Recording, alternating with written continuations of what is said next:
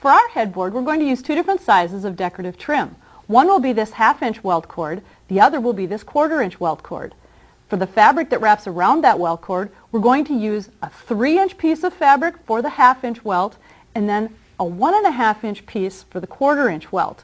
Now, when you cut your welt fabric, one of the things that you have to keep in mind is to cut it on a bias. And the reason you cut your fabric on a bias is so that it will stretch like this, and as you go around the corners of the center of the headboard, it will fold right around the corner and it won't create any puckers for you.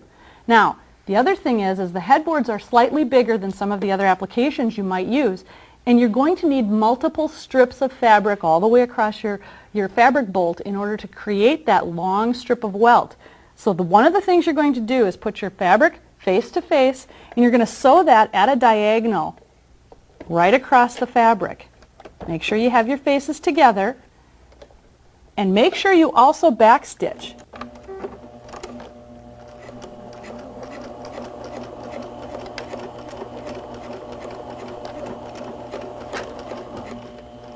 Line your fabrics up, and then you're going to go right into this corner.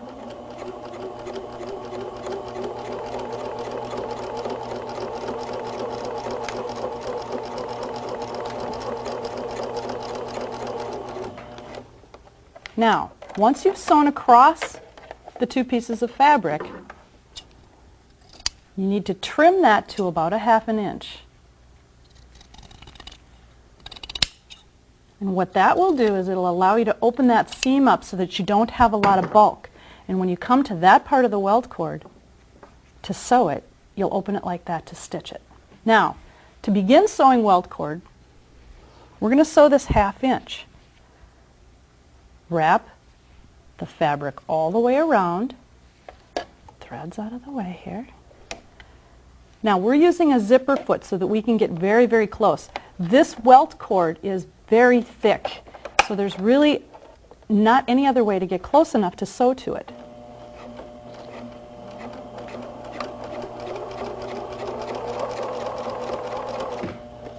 And then continue to wrap your fabric, even your edges.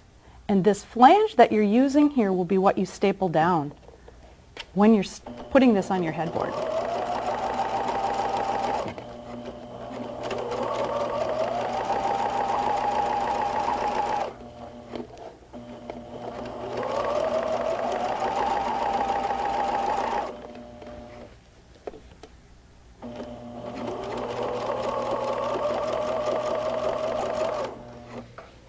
And it looks like that. At this point, we've covered the center, and Marianne has sewed up this 1/2 inch welt. Okay, what we're going to do now is we have opened up the welting for a ways, enough fabric to bring us around to the back, and we're going to start our welt right in this bottom corner. Now, if you peel it back, you'll see the staples from where we stapled up next to our tack strip. We want to attach our 1/2 inch welt right in that area. So we just bring our stapler in. Now we want to do this all the way along the headboard here.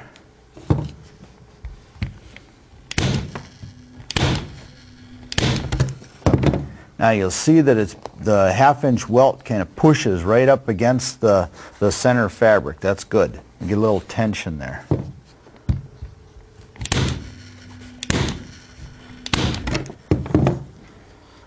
When we come to the corner, what we want to do on the corner is we want to clip that corner.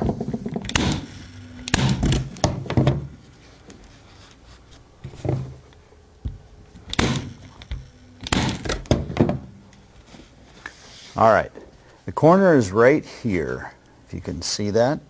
And we're going to put our 1/2 inch welt in there, take our scissors, and cut just in that corner so that we can bend our 1/2 inch welt around.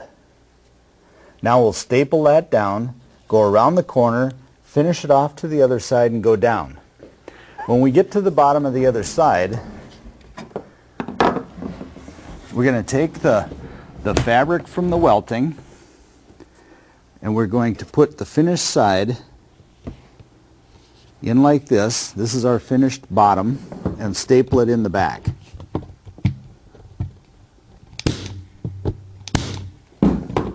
Just like that. We'll leave that for now. I'll show you what to do with it when we put the border on. All right, let's finish the top and walk this welt around.